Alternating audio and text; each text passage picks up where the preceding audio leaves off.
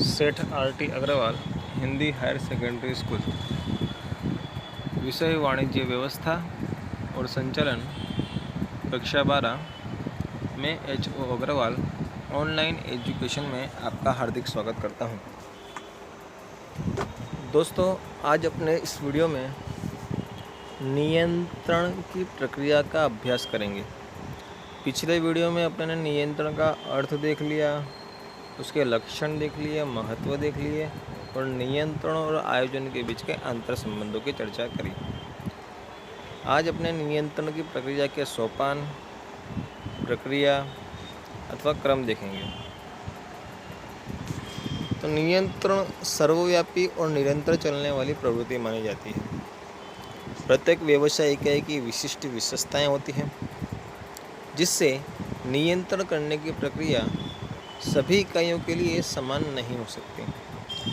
फिर भी नियंत्रण करने की प्रक्रिया के कितने ही सोपान सामान्यतः व्यवसाय इकाई में देखने को मिलते हैं। तो कुल 5 सोपान हैं। दोस्तों, इस विषय के संदर्भ में चर्चा करी थी कि प्रक्रिया के हमेशा जो भी सोपान हो वो क्रम से लिखने हैं। प्रक्रिया हमेशा क्रम से लिखी जाएगी। तो यहाँ पर भी 5 क्रम हैं, सभी को क्रमिक ही लिखना है, कोई आगे पीछे नहीं चलेगा। सबसे पहला क्रम है मापदंडों की स्थापना करना। दूसरा है सूचना का संग्रह करना। तीसरा है कार्य का मापन करना। चौथा है किए गए कार्य की स्थापित मापदंडों के साथ तुलना करना। और 5वां सुधारात्मक उपाय करना। आइए क्रम से देखते हैं। सबसे पहले है मापदंडों की स्थापना करना। नियंत्रण की प्रक्रिया का प्रारंभ मापदंडों की स्थापना के साथ होता है। मापदंड या मात्रा एक प्रकार का मापदंड है, जिसके साथ किए गए कार्य की तुलना करके मूल्यांकन किया जाता है। इस प्रकार नियंत्रण का आधार पूर्व निर्धारित स्तर पर है। निर्धारित स्तरों के अनुसार कार्य होता है या नहीं, यह देखने का कार्य नियंत्रण का होता है। निर्धारित मापदंड संख्यात्मक या गुणात्मक हो सकते हैं। संख्यात्मक यानी कि अंकों में, जैसे कि 5 लाख रुपए का लक्ष्य रखना, 10 लाख रुपए का मापदंड रखना।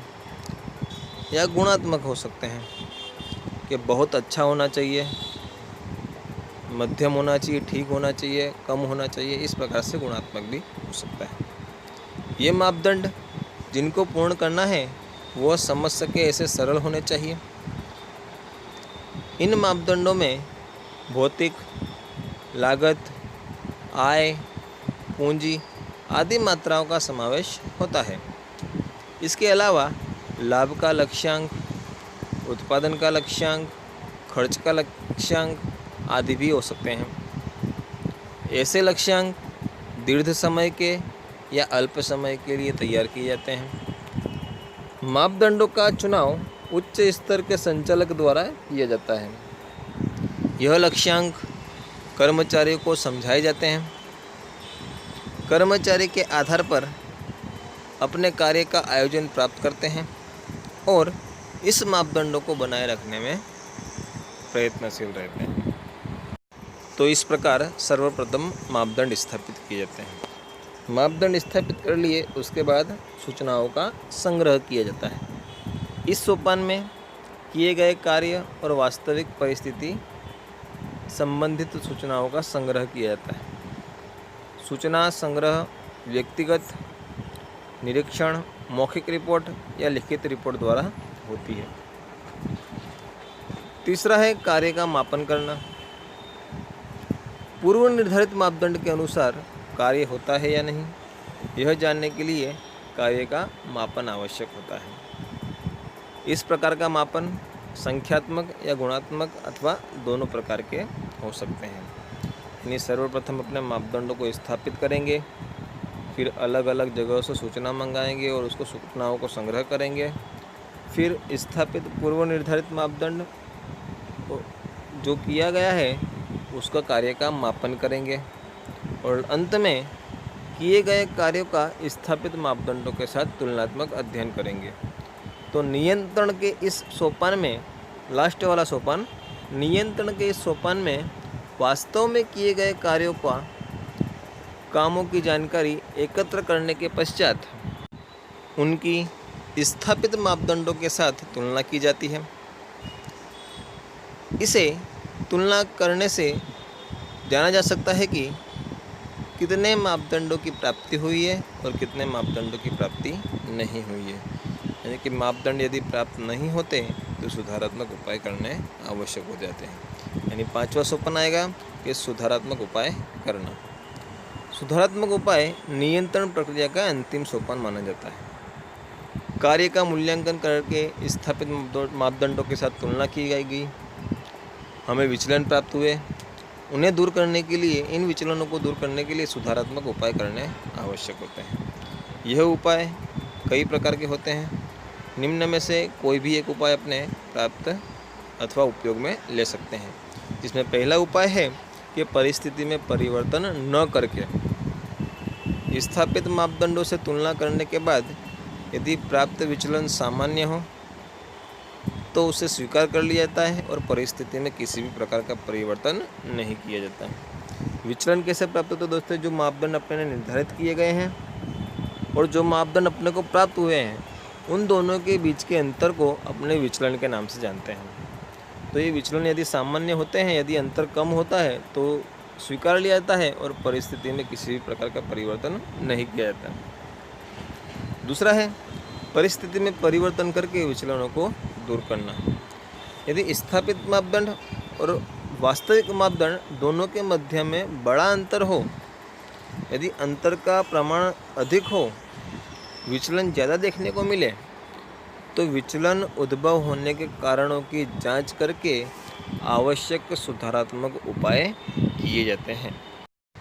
फिर तीसरा भी एक उपाय अपने कर सकते हैं कि मापदंडों में परिवर्तन करके नवीन मापदंडों की स्थापना करना।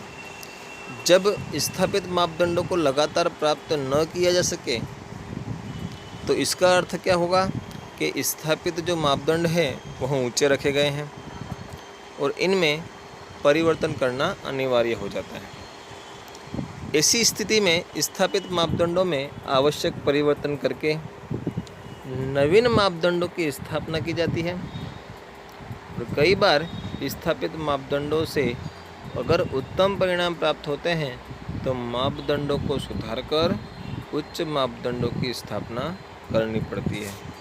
यानी कि हमें ये ध्यान रखना है कि मापदंड किस प्रकार के रखे गए हैं। यदि मान लो कि मापदंड लक्ष्य ज़्यादा अधिक रखा गया है तो उतने लक्ष्य अपने प्राप्त न कर पाए तो हमें लक्ष्य को कम करना पड़ता है, यानी कि मापदंडों को कम करना पड़ता है। और मान लो कि जो लक्ष्य रखा है उससे काफ़ी अच्छे परिणाम प्राप्त हुए हो, इसका मतलब क्या होगा कि लक्ष्य अपने ने नीचा रखा हुआ है, मापदंड नीचे रखे हुए, तो उसे सुधार कर ऊंचा करना पड़ता है। तो इस प्रकार से मापदंडों में परिवर्तन करके नवीन मापदंडों की स्थापना करी जाती है। इस प्रकार नियंत्रण का कार्य मात्र विचलनों को खोजना ही नहीं है, बल्कि इकाई के कार्यों को लक्ष्य प्राप्ति की ओर दिशा निर्देश करना है। इसलिए नियंत्रण रचनात्मक प्रवृत्ति मानी जाती है। तो दोस्तों, आज के इस वीडियो में अपने इतना ही रखते हैं, फिर से अपने नेक्स्ट वीडियो में मिलेंगे। दोस्तों, यहाँ पर ये चैप्टर पूर्ण हुआ। काफ़ी अच्छे से इस चैप्टर का अध्ययन करिएगा। इसके बाद अपने 8वें चैप्टर की चर्चा करेंगे। तब तक के लिए जय हिंद, जय भारत। Thank you.